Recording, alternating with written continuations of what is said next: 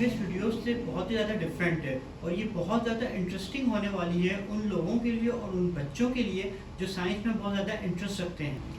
अगर आपका या आपके बच्चों का साइंटिफिक माइंड है और आप साइंस में कोई इन्वेंशन करना चाहते हैं या आप चाहते हैं कि आपके बच्चे साइंस में इंटरेस्ट लें, तो ये वीडियो आप सब लोगों के लिए बहुत ही ज़्यादा मोटिवेशनल वीडियो होने वाली है, क्योंकि इस वीडियो के अंदर मैं आपको साइंस की इतनी इंटरेस्टिंग इन्वेंशन दिखाऊंगा जिसको देखने के बाद आप कहेंगे कि यार ये इन्वेंशन तो हम घर पे भी कर सकते। आपने अपनी लाइफ में रियल में या टीवी पर अक्सर मैजिक ट्रिक्स देखी होंगी और वो मैजिक ट्रिक्स ऐसी होती हैं जिसको देखकर आप हैरान हो जाते हैं और अपने आप से सवाल करते हैं कि यार how is it possible. But जो लोग और जो बच्चे थोड़ी बहुत साइंस में इंटरेस्ट रखते हैं वो ये बात अच्छी तरीके से जानते हैं कि जो भी मैजिक ट्रिक्स होती हैं वो 99% डिपेंड करती हैं साइंस के ऊपर। आज की इस वीडियो में मैं आपको इसी तरह की कुछ साइंस की इन्वेंशंस या ये कह लीजिए कि साइंस की ट्रिक्स के बारे में बताने जा रहा हूँ। ना सिर्फ बताऊँगा बल्कि आपको प्रैक्टिकल करके भी दिखाऊँगा जिसको देखकर आप बहुत ज़्यादा एंजॉय करेंगे। क्या आपने कभी सोचा है कि आप अपने घर पर बैठे बैठे एक वाटर रॉकेट बना सकते हैं जिसको आप इन एक्चुअल फ्लाई भी कर सकते हैं? क्या आपने कभी 3 हाथों वाला इंसान देखा है? रियल में तो नहीं देखा होगा, बट मैं आपको एक साइंस की इतनी इंटरेस्टिंग ट्रिक दिखाऊंगा जिससे एक नॉर्मल 2 हाथों वाला इंसान ऐसा लगता है कि उसके 3 हाथ हैं। क्या आपने कभी ऐसे इंसान को देखा है जो जमीन पर खड़े खड़े फ्लोट कर रहा हो, या आपको ऐसा फील हो रहा हो कि या तो ये फ्लोट कर रहा है या स्विम कर रहा है या फ्लाई कर रहा है? नहीं? तो आप इस वीडियो में जरूर देखिएगा इसको। क्या आप ये बात जानते हैं कि जितने भी शिप्स होते हैं उनका बॉटम से डिज़ाइन बिल्कुल सेम होता है? और आपने कभी सोचा कि यार वो शिप्स पानी में फ्लोट करते हैं, डूबते क्यों नहीं हैं? क्या आपने कभी सोचा है कि वर्टेक्स या भंवर क्या चीज़ होती है और ये कितना पावरफुल होता है? आपने अक्सर देखा होगा कि ये वर्टेक्स बड़ी बड़ी शिप्स को अपने अंदर ले लेता है और वो सारे शिप्स डूब जाते हैं। विंड मिल या विंड टरबाइन के बारे में तो आपने सुना होगा, लेकिन आज मैं आपको बताऊंगा कि आप अपने घर पर ये विंड से इलेक्ट्रिसिटी कैसे प्रोड्यूस कर सकते हैं, किस तरीके से आप हवा से बिजली बना सकते हैं।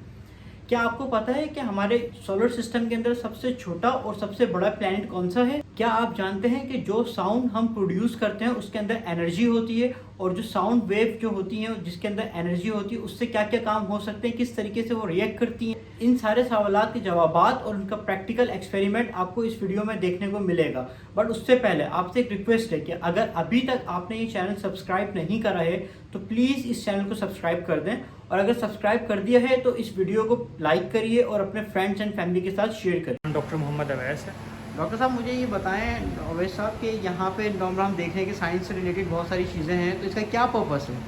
बेसिकली ये पाकिस्तान मैरीटाइम म्यूज़ियम के अंदर एक वेंचर है, साइंटिफिक वेंचर DFSK का। ठीक है, DFSK is an organization, trust है बेसिकली। ये फिलंथ्रोपिस्ट लोगों ने और काफ़ी सारे इंस्टीट्यूट्स ने मिलकर बनाई थी, जिसमें से एक institute international centre for chemical and biological sciences भी है। डॉक्टर अताउर रहमान ने इसको हेड किया था। पाकिस्तानी जो हैं तमाम डॉक्टर अताउर रहमान के नाम से तो वाकिफ़ ही हैं। बिल्कुल।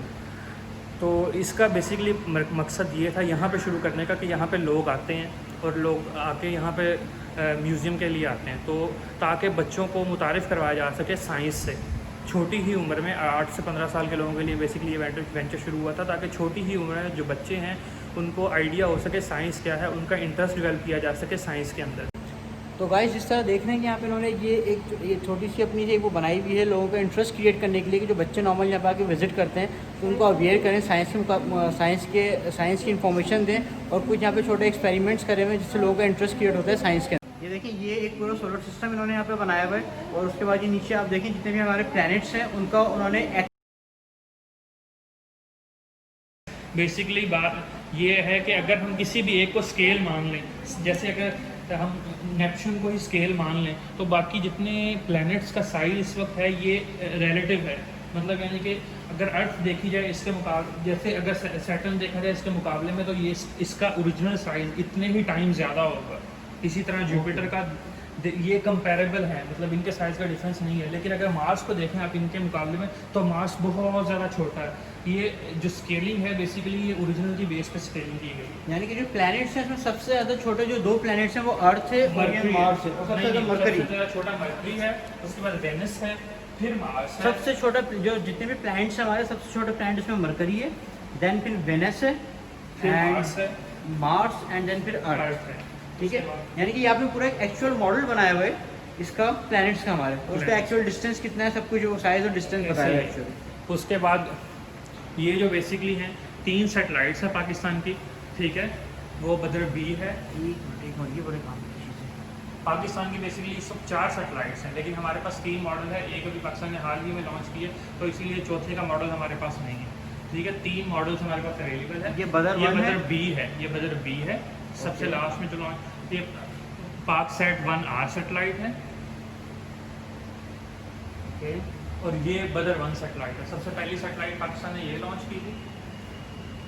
तो ये जो सैटेलाइट नहीं करती क्या, इनका मतलब पर्पस क्या है इनका? बेसिकली ये कम्युनिकेशन सेटेलाइट्स हैं पाकिस्तान की, ठीक है। जैसे पाकिस्तान ने फर्स्ट सेटेलाइट बदर 1 लॉन्च की थी, उसके बाद पाकसेट जो थी ये प्रॉपरली है ही कम्युनिकेशन सिस्टम के लिए, हमारे सारे पाकिस्तान के जो इंटरनल कम्युनिकेशन है उसको डील करती है। और बदर बी है। इंटरनल कम्युनिकेशन से मतलब क्या मोबाइल नेटवर्क्स होगा, इंटरनेट हो गया, या जो वेदर की जो इन्फॉर्मेशन होती है इसमें वेदर भी आ जाता है। बेसिकली दूसरा ये कि हमारा ये जो डिफेंस सिस्टम है और इन चीज़ों के लिए है। बेसिकली जो इंटरनल सेटेलाइट्स हैं वो इस काम के लिए। ओके ठीक है जी।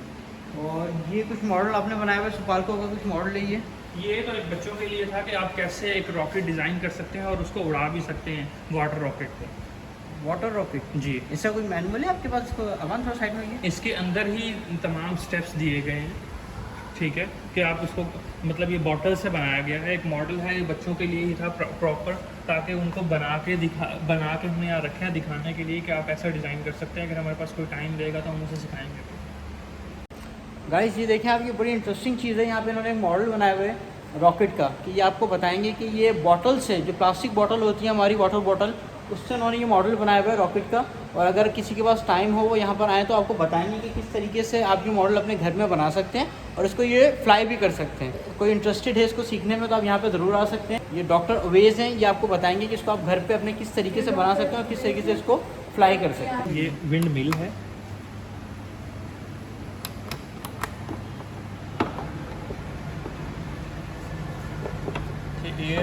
एयर से इलेक्ट्रिसिटी जनरेट करने का बेसिकली ये विंड मिल का मॉडल लगाया हुआ है। देखें, जैसे ही एयर से ये आए हैं, फैन चले हैं, तो ये लाइट जनरेट हुई है। तो ये just like a wind power, जो हमारी विंड की एग्जांपल चीज़ें इन्होंने यहाँ पे अपना प्रैक्टिकल करा हुआ है। और ये एयर के थ्रू इलेक्ट्रिसिटी प्रोड्यूस कर रहे हैं, जिस तरह हमने देखा होगा विंड टर्बाइंस लगी हुई होती हैं। इसी तरीके से उन्होंने एक मॉडल बनाया हुआ है कि ये देखें आप, ये फैंस हैं, जिस तरह से जो फ़ैन चलता जा रहा है उसके साथ जो बल्ब है वो ऑन होता जा रहा है। ये बहुत इंटरेस्टिंग चीज़ है। ये हम बना सकते हैं घर पे खुद? बिल्कुल, ये कोई ज़्यादा कोई रॉकेट साइंस नहीं है, बल्कि बहुत आसान सी चीज़ है ये। इसके लिए आप सिंपल फ़ैन के ज़रिए, जो जैसे अगर आपने बचपन में देखा हो तो हम हवा के लिए वो एक डीसी मोटर होती है, बिल्कुल सिंपल डीसी मोटर के ज़रिए बना सकते हैं। मतलब आप उसको प्रेशर देंगे, एयर जैसे ही गुजरेगी, फ़ैन घूमेंगे तो जो मोटर है वो इलेक्ट्रिसिटी जनरेट करेगी। उसके साथ आप कोई भी बल्ब वगैरह ऐसी कोई भी चीज़ इंटरेस्टिंग, बहुत ज़्यादा इंटरेस्टिंग गाइस, ये बहुत ज़्यादा इंटरेस्टिंग चीज़ है ये। मतलब अगर आप लोग साइंस में इंटरेस्ट रखते हैं या आपके बच्चे जिनका थोड़ा साइंटिफिक माइंड है और वो कुछ करना चाहते हैं साइंस के अंदर, तो ये FDSK की इन्होंने यहाँ पे एक बहुत अच्छी सी वो बनाई हुई है, एरिया लिया हुआ है इन्होंने। तो आप यहाँ पर आएँ, ये आपको ट्रेनिंग देंगे बच्चों को, जो बच्चे लर्न करना चाहते हैं, स्मार्ट चाइल्ड जो हैं, तो इनके मैनुअल वगैरह प्रोवाइड कर देंगे और आपको सिखाएंगे किस तरीके से बनते हैं। इस तरीके से आपके बच्चों का इंटरेस्ट क्रिएट होगा साइंस के अंदर। ये बहुत इंटरेस्टिंग चीज़ है ये। देखिए ये एक नई चीज़, ये क्या चीज़ है? इसको फ्लो फॉर्मेशन कहते हैं। पहले मैं एक तो इंट्रोडक्शन दे दूँ इसका। हाँ। इसको फ्लो फॉर्मेशन कहते हैं। बेसिकली जितनी भी शिप्स वगैरह डिज़ाइन की जाती हैं, उनका मकसद ये होता है कि वो फ्लोट भी करें, पानी में तैरें भी प्रॉपर और डूबे नहीं, ठीक है, आसान अल्फाज में। तो अब हम बड़ी बड़ी शिप्स बना के उनको चेक नहीं कर सकते, इतने रिसोर्सेज ज़ाया नहीं कर सकते। राइट। तो उसके लिए फ्लो फॉर्मेशन है, इसमें डिफरेंट शेप्स दी गई हैं, ठीक है। इसके ज़रिए शेप्स चेक की जाती हैं।